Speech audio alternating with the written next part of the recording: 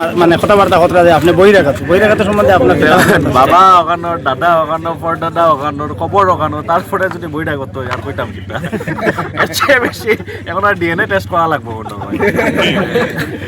এটা যখন পলিটিক্স এটা কেউ না কেউ কিছু না কিছু তো মাতিবা সবসময়, কিন্তু যখন ফ্যাক্ট কোনোদিন চেঞ্জ হয় না, ট্রুথ কোনোদিন চেঞ্জ হয় না, হাসা কোনোদিন মিশা হয় না। আর হাসা কথাটা হইল গিয়া যখন আলগাপুরের ছেলে একবারে আস্তা দুনিয়া ঘুরিলাম, কিন্তু আলগাপুরের ছেলে হইব, হাইলাকান্দির ছেলে হাইলাকান্দির ছেলে হইব। আজকে আমি গুয়াহাটিত যতও থাকি যাই, আমি গুয়াহাটির মানুষ হইব নি। আজকে আপনারা কেউ যদি বেঙ্গলোরে পড়ার যেন আপনারা একটা বেঙ্গলোরের মানুষ হয়ে যাবানি, কালকে বসে কিনা বেঙ্গলোরের মানুষে কইবা নি তুই তো মেরা আদমি কইতা না, তারা তো কইবা আসামর মানুষ। এটা দেখুন, এটা হইল গিয়া এটা কোনো লজিক না থাকার কথা।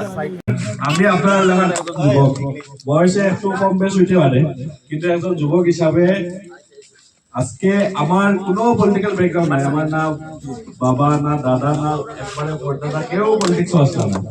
আজকে আমি আইতে পারছি কারণ আপনার এলাকার সবে মিলিয়ে আমরা এজ এ টিম আমরা কাম করি একটু করে পাবলিকের কাম করি আজকে অতখান আইসে ওইখানে এসে অতখান আজকে মর্যাদা দিচ্ছি।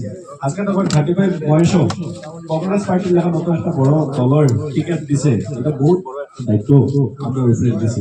কিন্তু এটা খালি যুবের হিসাবে দিছে না, একজন যুবক হিসাবে দিছে। আর যুবক হিসাবে সবে মিলিয়া এই ইলেকশন এটা খালি যুবের নামের ইলেকশন না, এই ইলেকশন আপনার সবর ইলেকশন, একজন ইলেকশন। আমরা মুরব্বী যত মুরব্বী আছেন সবার আশীর্বাদ আমরা যুবক মিলিয়া এবার এই সিট উদ্ধার করতাম। ঠিক না না? পারবো না পারবো